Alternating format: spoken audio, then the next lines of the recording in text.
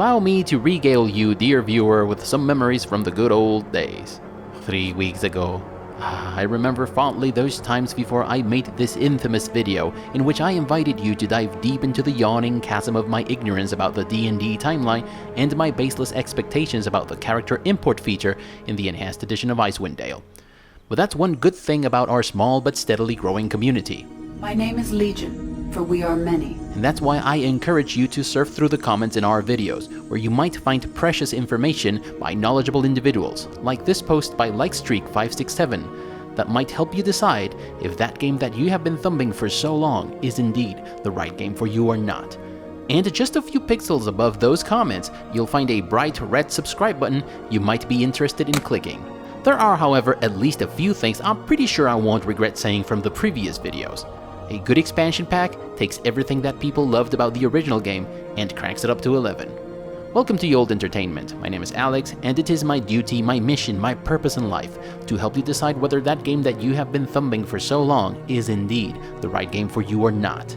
And today, we're here to talk about whether or not Heart of Winter is a good expansion for Icewind Dale. Should you take into consideration this additional campaign for Icewind Dale while you are carefully selecting those precious titles that you want to play in preparation for Baldur's Gate 3, or should you give Icewind Dale a pass altogether? As you know, we rate games according to a system of categories that we think is relevant given the genre of the game at hand. What do we say? To your system of categories. Not today.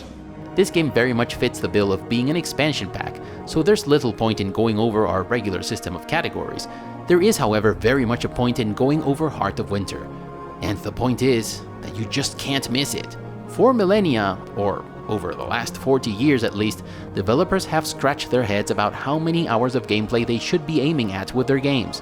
Though "it depends" should be a fairly obvious answer, we've still gotten games that are packed with more than 40 hours of gameplay and still feel short, games that are less than 15 hours long and they still feel like they should have been shorter, games that are less than 4 hours long and feel just perfect, and games that are more than 50 hours long and also feel just perfect. In my humble opinion, the secret to figuring this out is, well, not to scratch your head about it.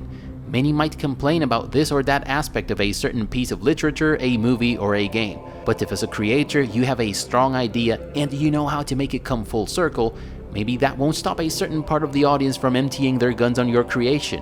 But Ideas are bulletproof. and good ones become cult classics in their right time. There's a limited amount of time that I can devote to entertainment, and I admit that I don't make it easy for books, games, or films to grab my attention. And in the context of this competition for my attention, Heart of Winter reminds me of every underdog that has surprisingly come out on top. It reminds me of Jim Carrey, a man I thought to be an overrated joke of an actor, more akin to a clown than a competent man of the art. Until I saw The Truman Show, and I was left speechless for most of the film, except for the time when I said, "Holy shit," almost at the end of the movie. Or Outer Wilds, a space exploration adventure of which I only expected decent, original, and chill-out entertainment, and it ended up shaking me to my very core.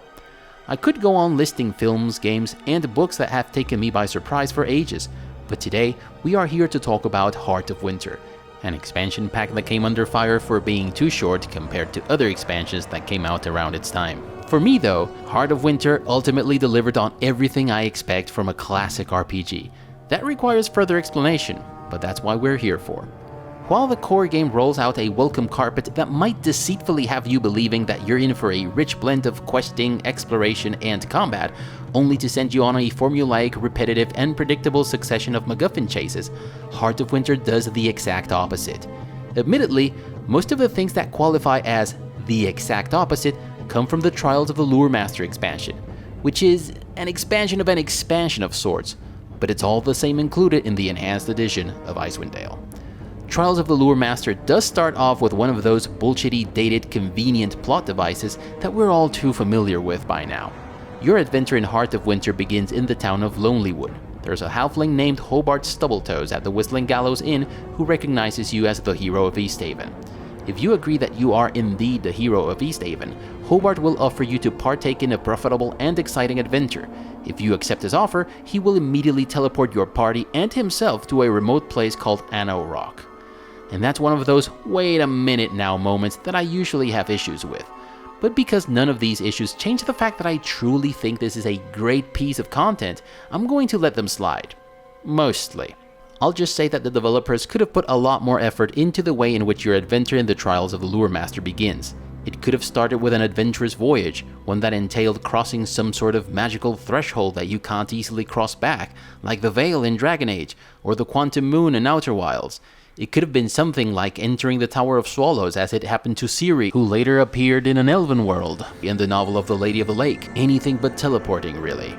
But that's how your party of adventurers find themselves trapped in Anauroch. After that convenient but questionable teleportation moment though, you find yourself in one of those the only way out is forward situations that immediately adds gravitas and high stakes to your adventure.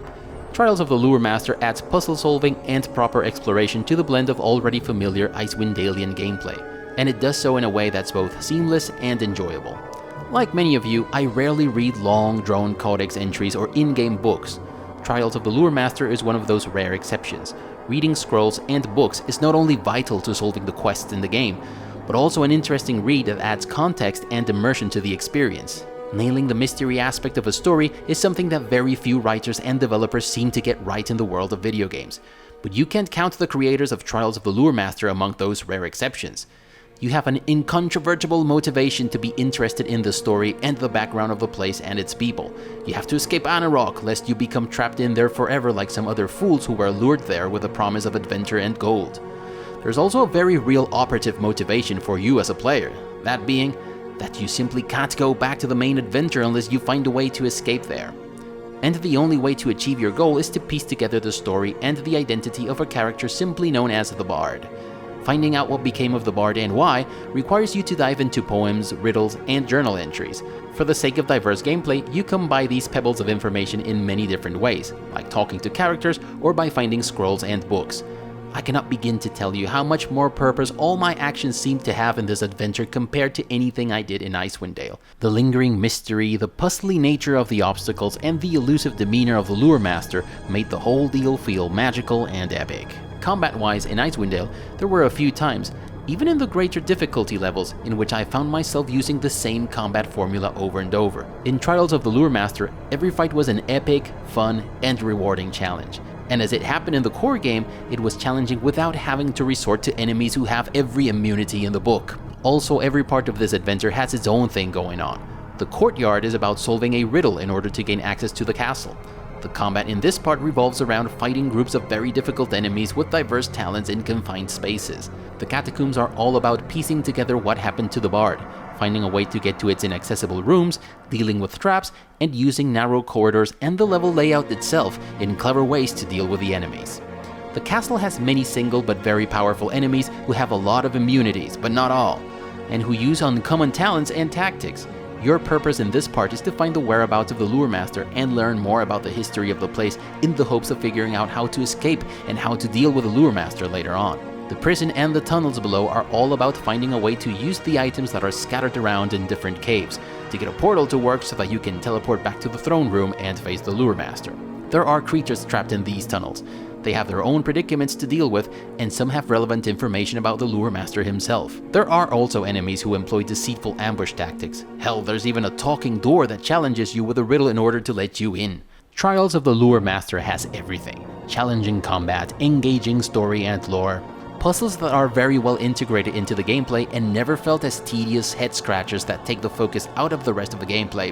It has plot twists, boss fights, you name it. As a package, this additional adventure excels in every respect. But what of the rest of Heart of Winter? Trials of the Lure Master is probably the highlight in Heart of Winter, but the rest of the game more than holds its own weight.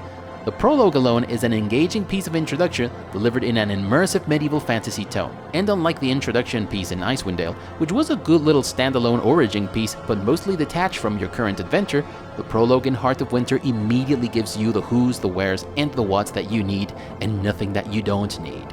Right off the bat, Lonelywood feels like a more interesting location than Easthaven. The people you meet have predicaments that you can easily relate to, and that you can even lend a helping hand with. There is no shortage of self-proclaimed mages hoarding in benefit from the dealings between the townspeople and foreign merchants, shady intrigue about the real purpose of strange visitors, believable family troubles, and more. While my time spent in Easthaven felt like a nice little warm-up and a promise of more adventurous stuff to come, Lonelywood was in itself an immersive experience, and although the structure of the game and the story is, at its very core, the same as it was in Icewind Dale, this time around there's a coating of excellent writing that makes a world of difference. In Icewind Dale, Arundel explicitly asks you to go to the Vale of Shadows to gather information, and when that adventure turns out fruitless, he then conveniently reveals that there's a magic item that can help you find out the source of evil. In Heart of Winter, you have to go to the barbarian camp because the town asks you to, and also because the shaman of the tribe thinks it's part of a prophecy. And as it happens in Icewind Dale, you also have to go chasing for a second MacGuffin. But this time around, it's not because someone conveniently withheld some information about some bullshit item, but because there's a turn of events that makes it necessary for you to go find that someone. When you finally encounter this MacGuffin-y character, he asks you to seek the help of some other character. And although you have already had several encounters with this MacGuffin-y character before, he really didn't have a reason back then to ask you to go seek that other MacGuffin-y character. The main difference between Icewind Dale and its expansion is that in Heart of Winter everyone has a solid motivation and a strong reason to act the way they do, while in Icewind Dale there's a great deal of plot, convenient decisions, actions, and changes of heart. So it's mostly the same story, only, well done. Locations are much smaller this time around, and while there being huge locations in Icewind Dale didn't bother me, in fact I liked it a lot, this time around the game feels more grounded because the story is more relevant. Making these locations bigger would have probably made the stakes feel less high. There are also interesting happenings, the likes of which we didn't have in the core game, like all hell breaking loose resulting in tribes of barbarians fighting each other with you taking one of the sides. The final stretch of the adventure also takes you to a place filled with new, fresh, and difficult enemies. On a personal note, I was very excited to fight the Remorhaz. I had read about these creatures in a series of D&D choose-your-own-adventure books when I was a kid. Well, that pretty much beat the sod out of how I imagined it. Back then I chose to go to whichever page avoided the combat. This time around I was a little braver. Let's also take some time to talk about the main villain in the story. I've mentioned before how Greedfall and Shadowrun Hong Kong nail the mystery aspect of the game. The mystery is revealed slowly but steadily, and always as a result of you taking the time to piece it together. There are no information dumps and no occasional encounters with a bad guy in which he chooses what to reveal about his plan for the sake of plot or to keep the mystery a mystery. Stretching the mystery until the end of the game is a double-edged sword. It's an easy way to keep the audience invested all the way through, but making that final revelation work can be very, very tricky. But there have been some notable examples of this working really well in entertainment. And I would say that Heart of Winter is one of them. The villain's motivations are rock solid, crystal clear, and even relatable. Her actions are consistent with her motivations, and before your final confrontation with her, she finally reveals the last piece of the mystery in a way that is eloquent, emotional, and even beautiful. I won't spoil things for you, but I will say this. Very few games put you in a situation of having to contend with a final enemy for whom you feel both respect and the desire to end them for good, lest they bring doom raining down upon everyone. While killing Polynkim in Icewind Dale didn't feel rewarding or epic in any way, even if the narration during the epilogue was all hell-bent on making it so, defeating the final villain in Heart of Winter felt like a triumph larger than life, even before the final epilogue started to play. Heart of Winter ended with an excited little bee wanting to jump immediately into Icewind Dale 2, which is more than can be said of the core game. So, this all takes us to our original question. Is Heart of Winter a good expansion? Oh, you bet your knickers it is. That pretty much beat the sod out of how I imagined it. Does it add enough to the core game to make the enhanced edition of Icewind Dale a worthwhile purchase that'll add to your excitement about Baldur's Gate 3? That's for you to decide, but I'll just leave the score here and call it a day. If you liked the video, give it a thumbs up. If you didn't, thank you for watching all the way up until now. If you like what you're seeing in this channel, please consider subscribing and clicking that notification bell to avoid the usual YouTube shenanigans. Share the video, but most importantly, never stop gaming, but don't let gaming get in the way of your hopes and dreams. Bye everyone.